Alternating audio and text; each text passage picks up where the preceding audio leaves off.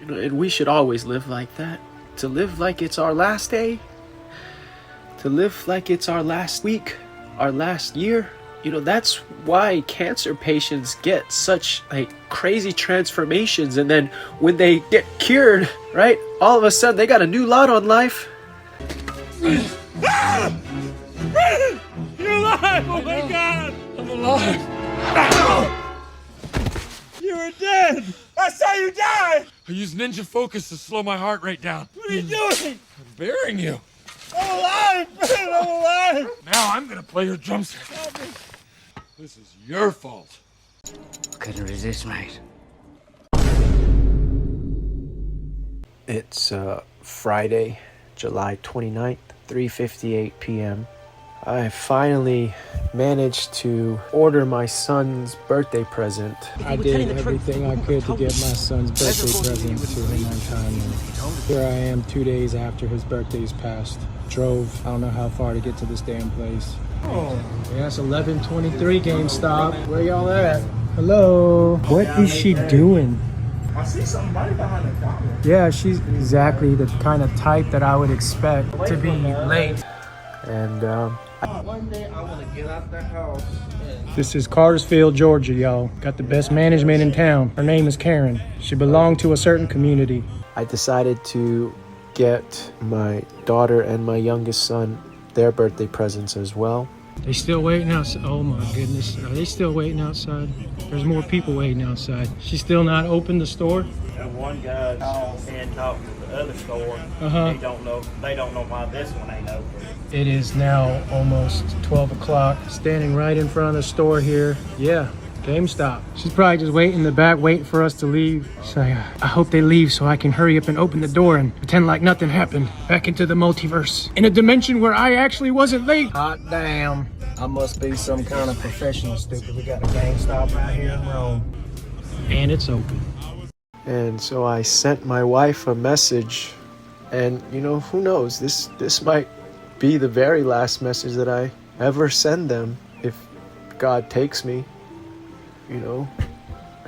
Many pastors die after day 21, day 22, they say. So I'm only on day 8. It's very possible that I'll die. Very possible. And it's not like I don't consider that. I'm not oblivious to that. But I don't care. Because I asked God to go home. And I've continually asked God to go home. I've hung on so many nooses, just begging him just to let me let go.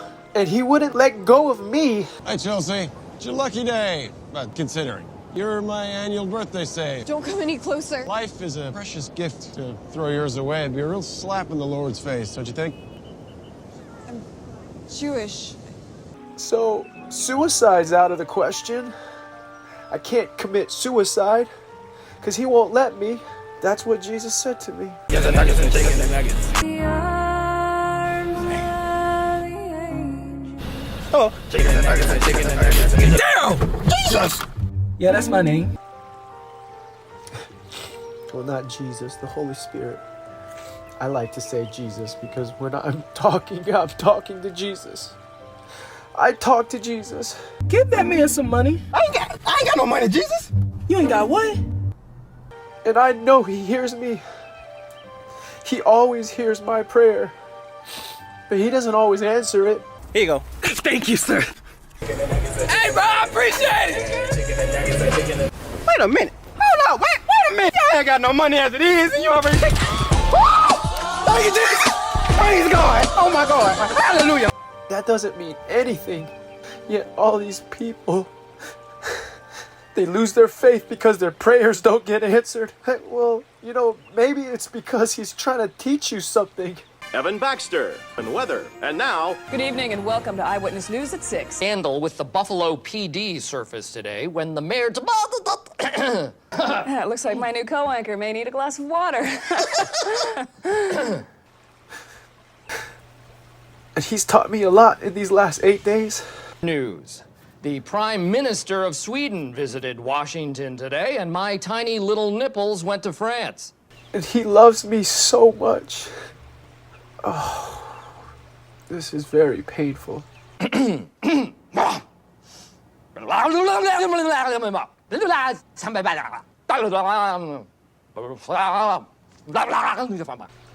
like my rib, like right where my right rib is constantly in discomfort and pain.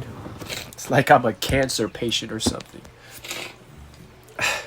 I thought I had cancer actually, but it turns out I just have bad kidneys. It runs in the family. So try to drink as much water as I can. But yeah, the reason why I started this recording was because I wanted to read what I wrote, just so that way I have it on record, because this, who knows, it could be the last. And we should always live like that. To live like it's our last day, to live like it's our last week, our last year. That's why cancer patients get such crazy transformations, and then when they get cured, right, all of a sudden they got a new lot on life. You're alive! Oh my God! I'm alive! You were dead! I saw you die! I used ninja focus to slow my heart rate down. What are you doing? I'm burying you. I'm alive, man! I'm alive! Now I'm gonna play your drum set. This is your fault. And they see things completely differently. Same thing with people that, get into really serious car accidents. People that are in near-death experiences. Don't you touch my drum! Zombie!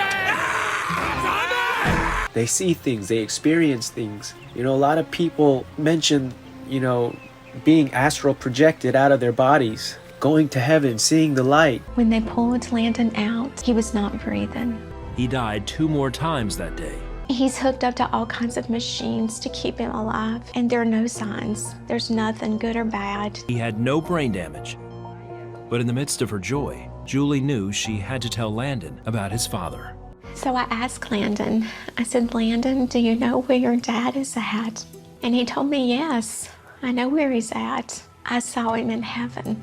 I remember being able to see my dad and his friend Olin Palmer, who had passed away less than a month before he did, also in a car accident. Never one of us said a word to each other, but we were just all standing there. He looked over to me and says, oh, Mom, by the way, I forgot to tell you, I saw your other 2 kids. And I just looked at him because I had 2 miscarriages before Landon was born. Going to hell, it's not always the same. I went to hell and Satan was a woman and I was being punished for sloth, said Carol to Decibel.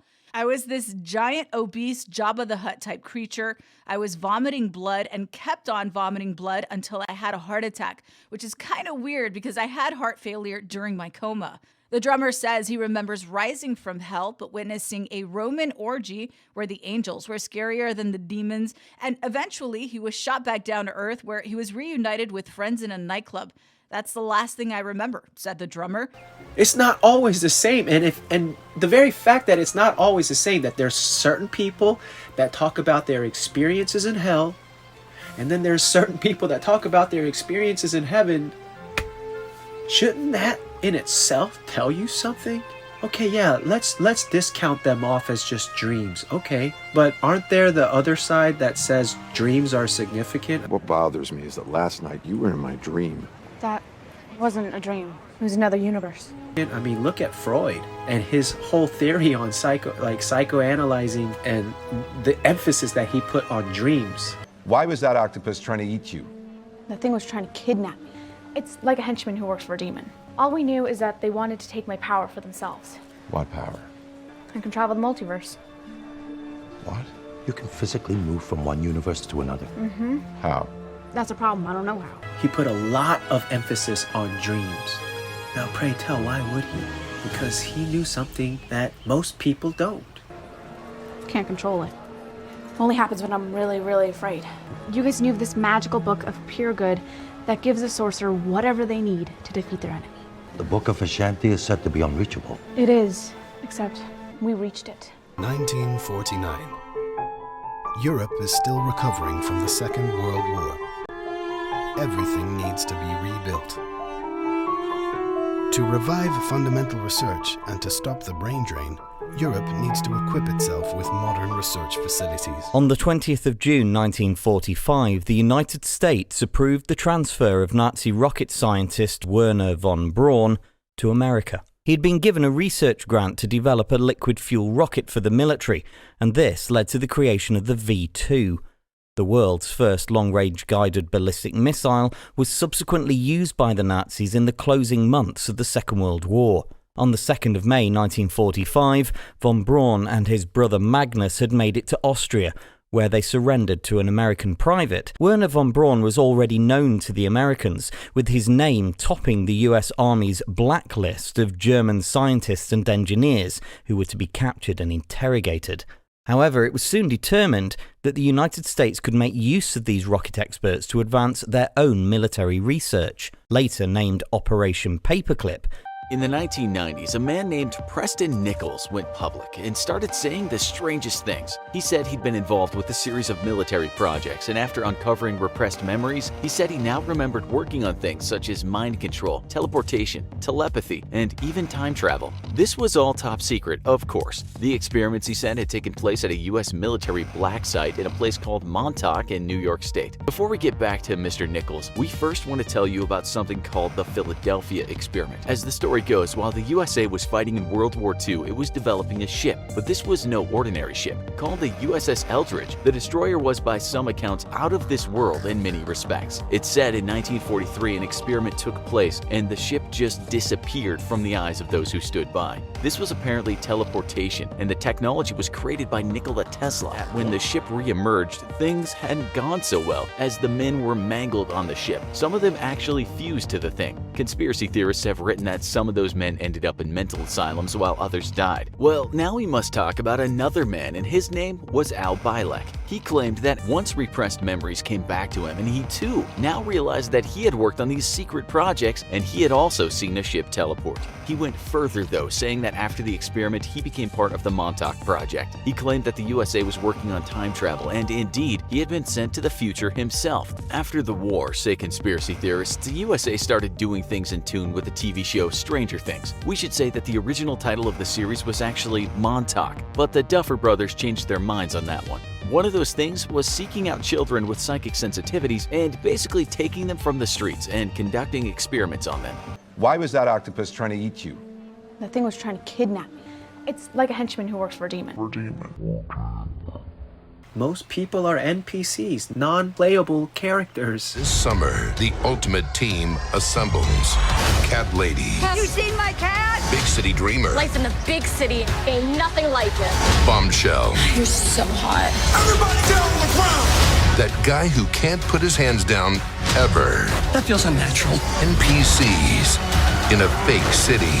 They're the real heroes, banding together to save the world. We can change our world, but we have to fight together. I don't even know what's happening right now, but I love it. They're just here. And that's why Bill Gates wants to kill all of y'all. Well, then I came across articles that showed that the key thing you can do to reduce population growth is actually improve health. I'd like to call to order this secret conclave of America's media empires. We're here to come up with the next phony baloney crisis to put Americans back where they belong, in dark rooms, glued to their televisions, too terrified to skip the commercials. And that sounds paradoxical. You think, okay, better health means more kids, not less kids. Well, in fact, I think we should go with a good old-fashioned public health scare.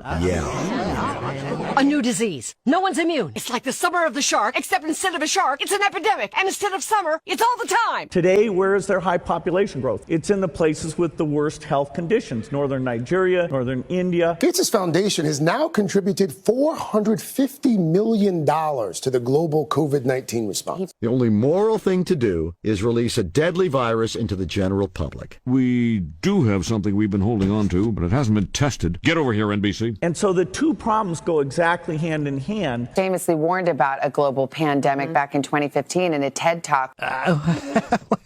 Well, we certainly believe in testing, but Wow. We spoke again about where things stand and where they're going. So, we've got our deadly disease. Now, we just have to blame it on something that's in every household, something that people are a little bit afraid of already. House cat flu is coming! Right? He wants to kill off. It doesn't matter. He doesn't discriminate against intelligent or not. As long as he's not dying, it doesn't matter who else dies. When you met him 10 years ago, he was convicted of soliciting prostitution from minors. Well, he's dead, so... It was reported that you continued to meet with him over several years. Well, he's dead, so, you know, in general, you always have to be careful. Then the demon caught up with us. I thought you'd protect me, but you didn't. That was the fight in my dream. That wasn't a dream. Prove it.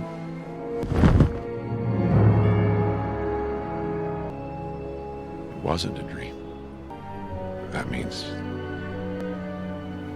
dreams are windows into the lives of our multiversal selves. That was his theory. You know, King Solomon said, "Now there was found in it a poor wise man, and he by his wisdom delivered the city. Yet no man remembered that same poor man. Then said I, wisdom is better than strength. Nevertheless, the poor man's wisdom is despised, and his words are not heard. The words of wise men are heard in quiet, more than the cry of him that ruleth among fools." Ecclesiastes 9:15 through 17. Jeroboam, do you think she is beautiful? I certainly hope so. You've asked me that 100 times in the last hour.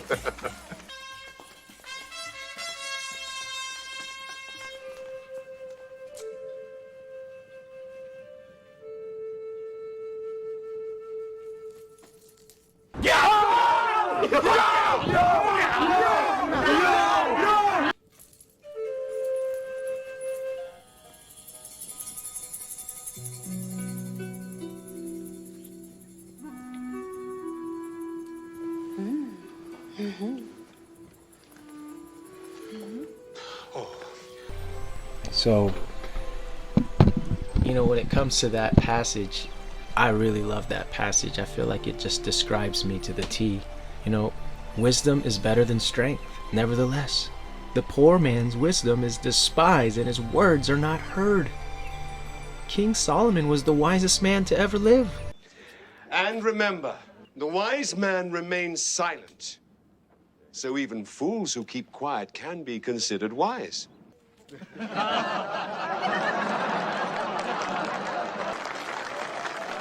Nevertheless, my wisdom is despised by the masses. I care not to win the admiration of the masses.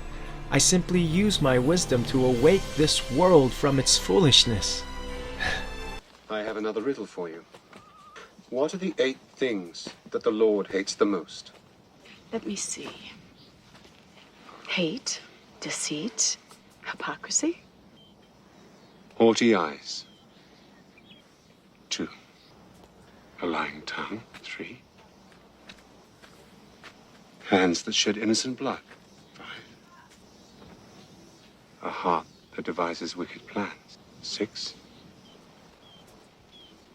Feet that run towards evil. 8.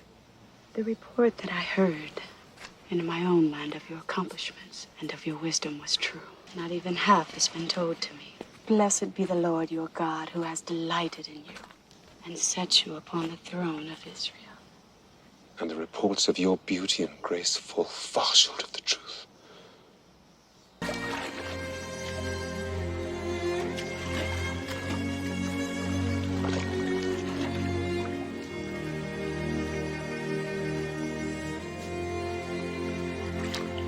But, you know, people just write me off as crazy, just like Noah. You all right? No, I'm not all right, Mike. Got my nerves all rattled. My still hurts from what you did to it the other night. Oh, my Lord. I mean, we got caught up in the moment, got crazy. You know how I get. Yeah? When you pop me from behind, I think you damaged some nerves. Okay. Can't even get an erection. What's an erection? No. Oh, we gotta go. In front of my babies, you got porno and homo shows up in here? What kind of store is this? And you two motherfuckers need Jesus. Cover your ears, baby. And CMC, I believe that is going to be the next ark. That will be the next Noah's Ark, and people will flee to these mountains.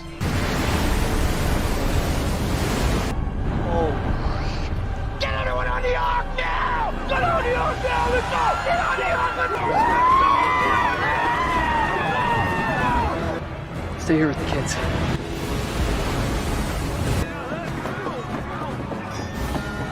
People will flee to these mountains for safety because of the havoc that's going to ensue. You think it's bad now.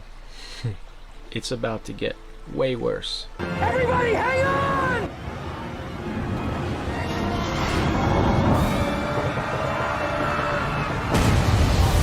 I don't know when, the Holy Spirit hasn't told me when, but he keeps telling me it's soon. So I would imagine probably within the next 5 to 10 years, we're gonna be living a completely different life than we are now.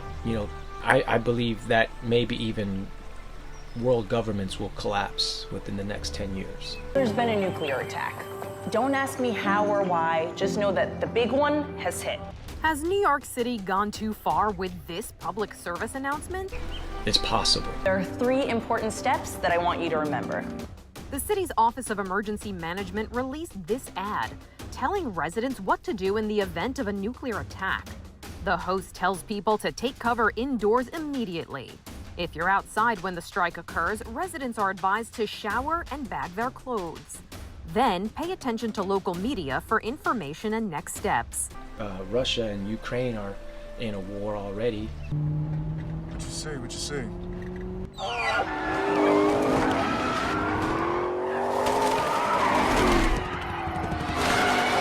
What's funny is my cousin-in-law said that he had this dream like 2 months before the war actually attacked Ukraine.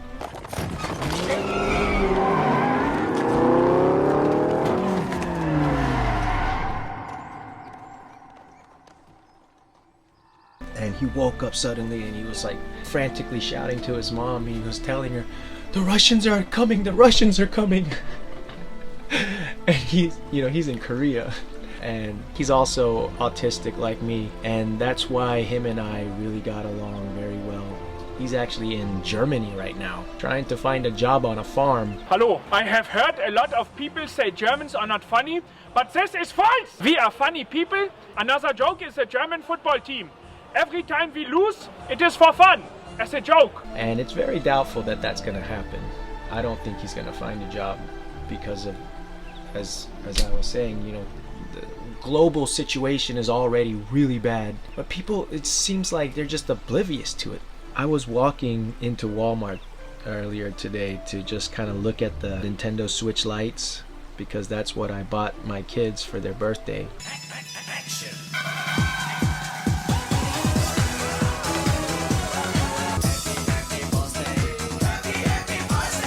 And I just wanted to see it because I won't even see it. It's going straight to them. I won't even get to play with them or any of that. It's okay. It's really painful. It's the worst pain to be separated from your children. And I know that's exactly how God feels. To feel this way all the time. And everyone only looks at his anger. That's a lot of damage.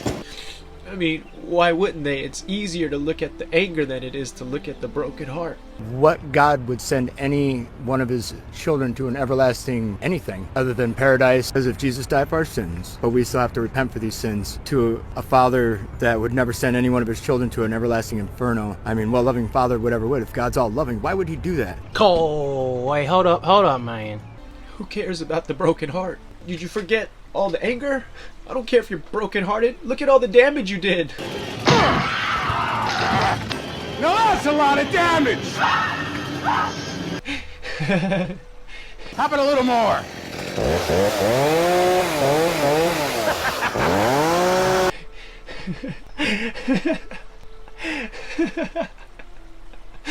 Now get the out of here. Oh, get the out of here. Now get the out of here. Oh, give a shit about your broken heart. Yet, that's how we talk to our God. That's how we treat our God.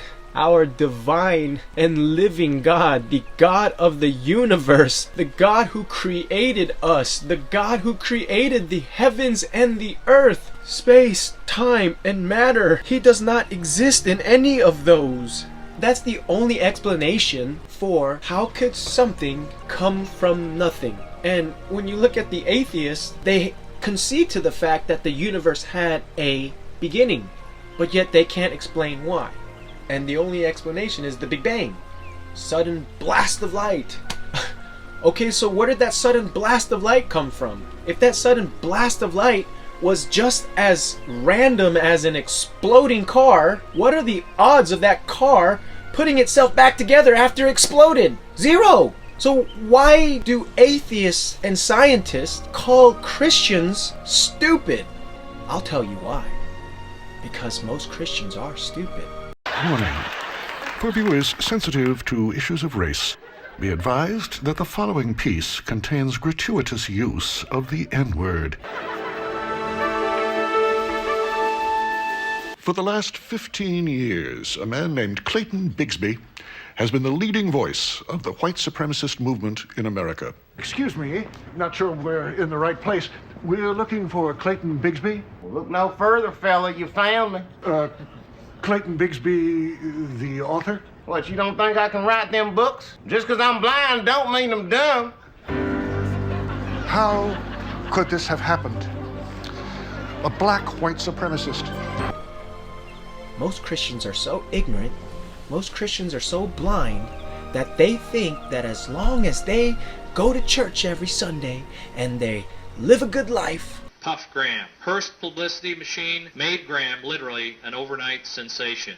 And since that time, the whole relationship between me and my work and you and your work and the Roman Catholic Church has changed.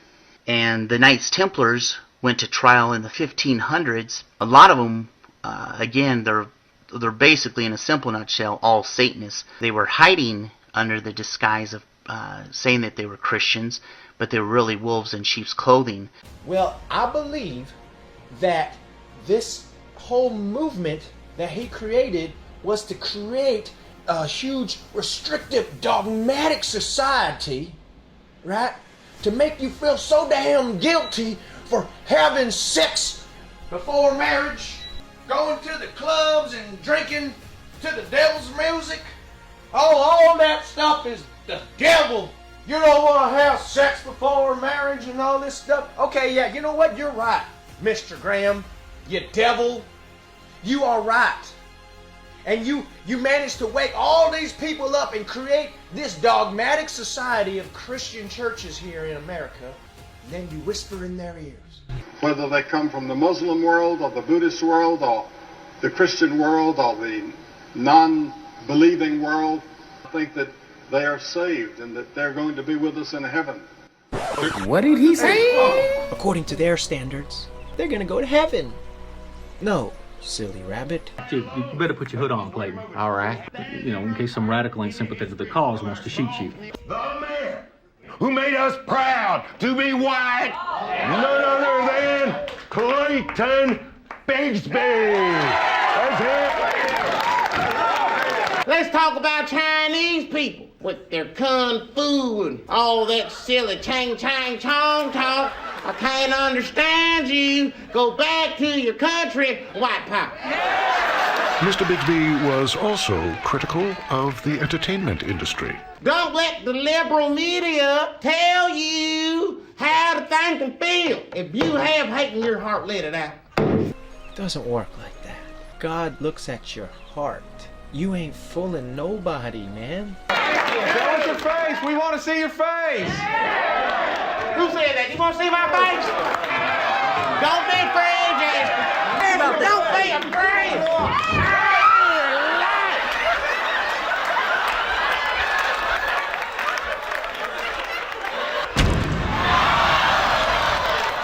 You ain't fooling nobody with your false goodness and your false righteousness.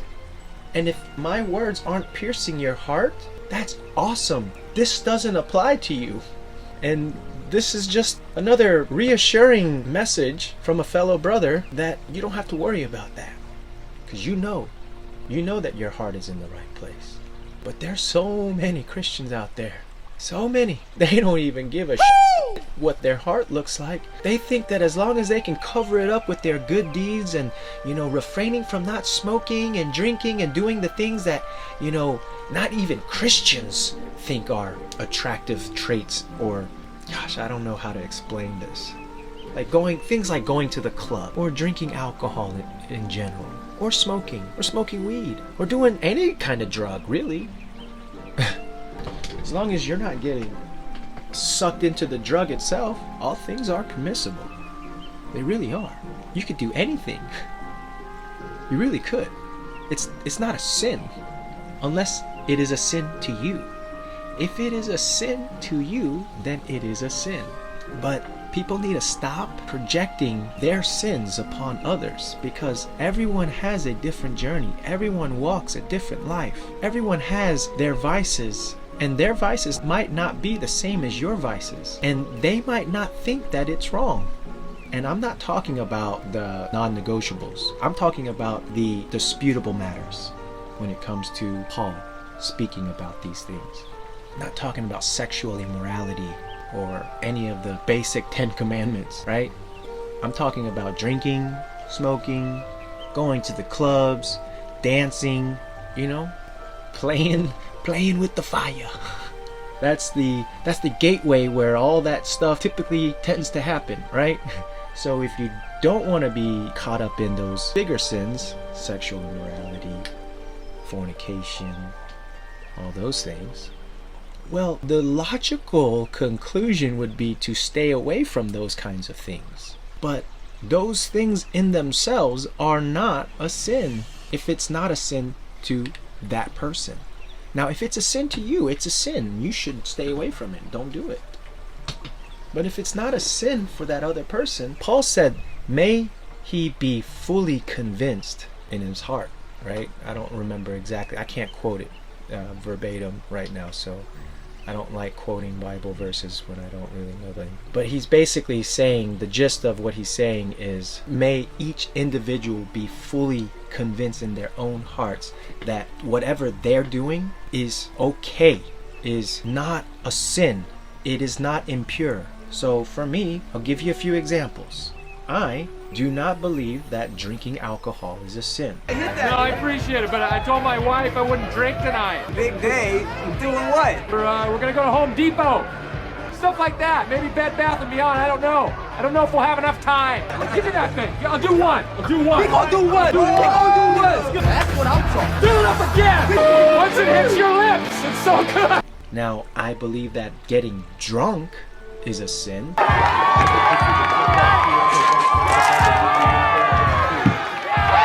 The Bible specifically talks about drunkenness. I mean, it even talks about Noah getting drunk. I mean, King Solomon got drunk. Anyone in the Bible, you just be realistic, most of them probably have gotten drunk. I'm sure Paul's gotten drunk. But that's the whole reason why you read about those passages in the Bible about drunkenness, because I'm sure it came up. The topic came up. Topic number 1. What is your position on the role of government? Well, Dean, I'm glad that you asked that question. Actually, I'd like to jump in and take that one, Jimmy, if you don't mind. I believe strongly there will always be a need for us to have a well-articulated innovation policy with emphasis on human resource development. Thank you. Thank you very much. And your rebuttal. We have no response. That was perfect. That's the way you do it. That's the way you debate.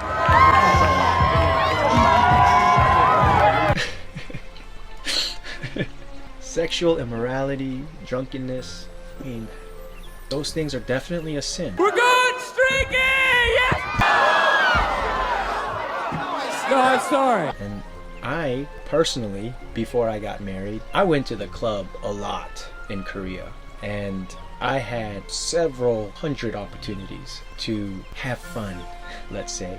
to cross that line. How dare you? If you touch that again, I shall kill you right now. Okay. Do not touch this. This is a no touching zone. But I did not. And I'm sure a lot of those girls were wondering, like, what? Did he really? But I didn't want to have sex with them. I didn't want to cheapen my body. Good. Well then, oh my God! I can't believe you reached across like that again. I can't even believe it. I mean, not to say that I was a virgin. I had sex. I had sex before marriage. Great, but it's not like I'm innocent of any of that stuff. I mean, I'm not even trying to say that at all. But what I am saying is, I had a line that I drew. Don't cross this line! And I sinned. No. How dare you? All those times that I had sex before marriage, yeah, sure, I sinned. Okay, so be it. I'm not condemned to hell because I sinned those times. But my heart was always in the right place. I had sex with those girls because I loved them and I could see myself potentially marrying these girls. If you speak again, I'm going to kill you. Do you understand? Never had a one-night stand. The one time that... I shall murder you if you talk again. Yeah, no, let's not talk about that. I got too many of those stories. Anyways, those are the disputable matters. I don't think smoking weed is a sin. Dr. Lexus will be with you shortly. It's a weird misprint. Hey! How's essay? Yeah, right. Well, not so good. You know, I don't really know what's going on, but I'm seeing things. I think it might be because of these drugs the Army put me on. Right. Kick. But do I smoke weed right now? No. I don't want to sound like a dick or nothing, but it says on your chart that you're f***ed up. I don't smoke weed. I vape Delta 8. And why do I vape Delta 8? Don't worry, Scro. Now there are plenty of tards out there living really kick lives. My first wife was tarded. She's a pilot now. Well, it is not illegal. And because it's not illegal, I have no guilty conscience. There's that fag talk we talked about. Right, so that'll be this many dollars. I don't have to feel guilty.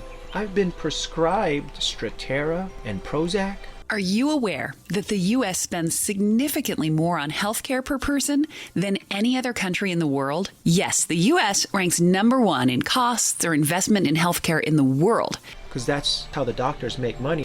However, where do you think the U.S. ranks on the healthiest country list? 35th. Unfortunately, most resort to prescription drugs. Would you believe it's 50%? America spends more on medicine than which countries?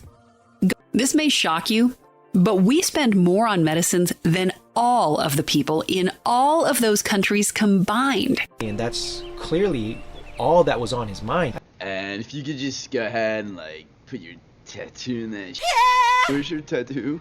Tattoo? Why don't you have this? And even though we consume more medicine per person than any other country, we live shorter lives than people in more than 40 other countries. Obviously, what we've been doing just isn't working. Oh, God. I could see right through him. And, yeah, it's... Where's your tattoo? Oh, my God. Why come you don't have a tattoo? Oh, my God. You're not unscannable, are you? I don't care for any of those medications. Oh my God! You're unscannable. Unscannable! No, you don't understand! But some say that those medications are okay, yeah. But Delta 8, oh no. You gotta let me talk to someone in the Army! Oh my God! Oh! Gun down! How'd this happen? That's a sin. You shouldn't do that. That's a no-no. That's a big no-no. You wanted to see me? Yes. Oh my. You don't want to do that. Oh, really? But, those, like, 3-5 medications that you're on, ma'am, those actually f*** you up way more. Prescription pills kill twice as many Americans as auto accidents do each year. I know, but you need to stop being so self-centered and start thinking of others. especially your body. I'm not talking about like your mindset and everything. I mean, that's pretty much what they're doing. They're trying to turn all these people crazy. Sweetheart, now that you're old enough, there's something I've always wanted to tell you, and I think you're ready to hear it. We got 50% of Americans on a freaking drug, and all of these drugs have side effects, guys. You're not very bright. I'm so glad we had that talk. Are you guys not thinking about these things? I mean, mind control is being implemented in many different ways. We're not talking about just one method of mind control. The media is a form of mind control. Anyways, I'm getting off on too much of a tangent. I need to read this. So, this is what I wrote. Package contents. 3 Nintendo Switch lights. Blue, coral, gray. 1 physical copy of Minecraft. Additional digital content. 2 digital copies of Minecraft and 1 digital 3500 mine gold. I should be receiving the codes for these items sometime soon. So these are the special things for August. Blue is for August. Physical copy is for August. 3500 mine gold is for August. They can all play together online. The Switch also has YouTube apps, so they can all watch on there rather than the big iPad. And plus, Aiden's broke like 2-3 screens. Bigger the screen, more. Ugh. It is much more durable than the iPad. I chose the Lite over the Switch because of 1, size. The Switch is very bulky and big. I'm afraid Aiden might not even be able to play on the Lite, but I'm sure he's grown so much since I've seen him. 2, the kids won't be playing this on the TV much while playing Minecraft. 3, people say they hardly ever detach their controls when playing handheld.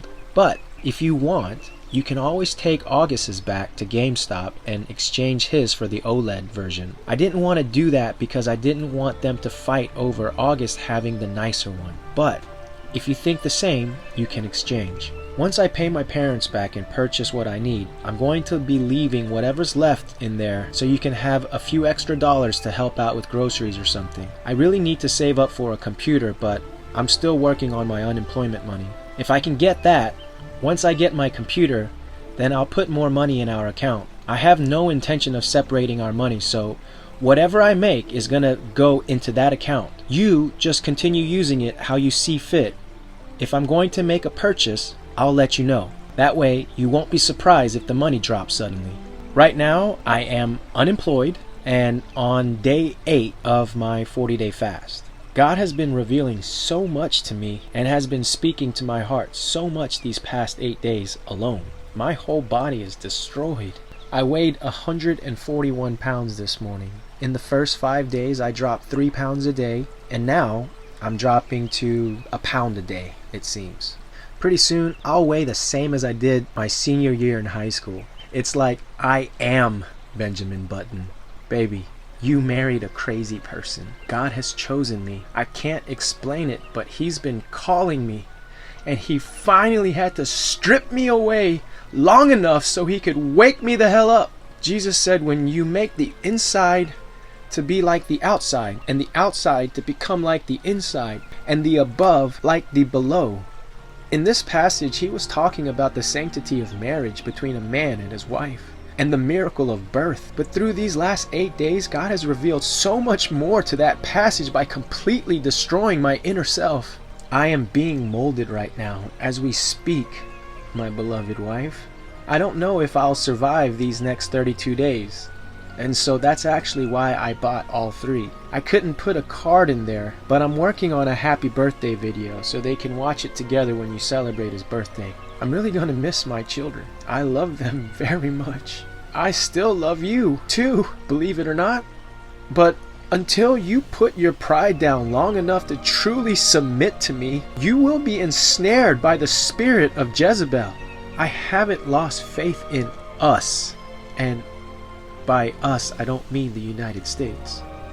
You are my other half. I literally cannot do anything without you. I have become, as you actually have been telling me the last 8 years, a worthless piece of Shit. It's quite a surreal feeling living your entire childhood under narcissistic parents and brother, only to end up marrying one as well. But sadly, every single one of them all accused me of being the narcissist. I have failed in life.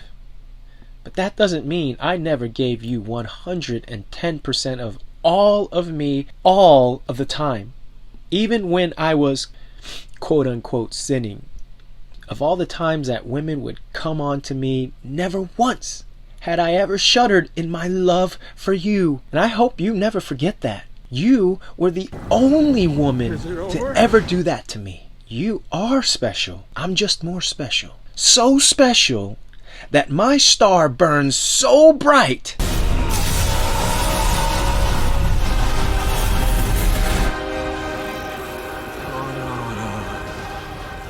No, it's not fair.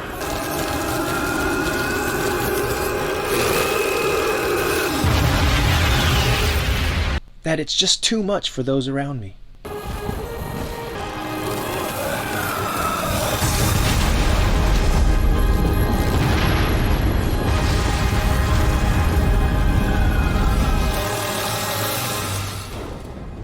And only hatred and jealousy ever comes back to me.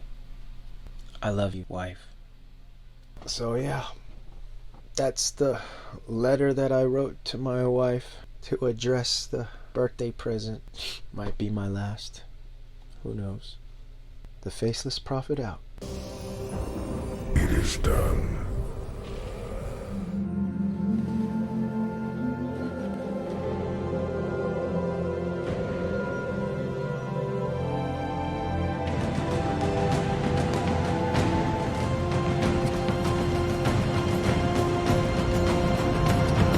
If he were telling the truth, he wouldn't have told us. Unless, of course, he knew you wouldn't believe the truth, even if he told us.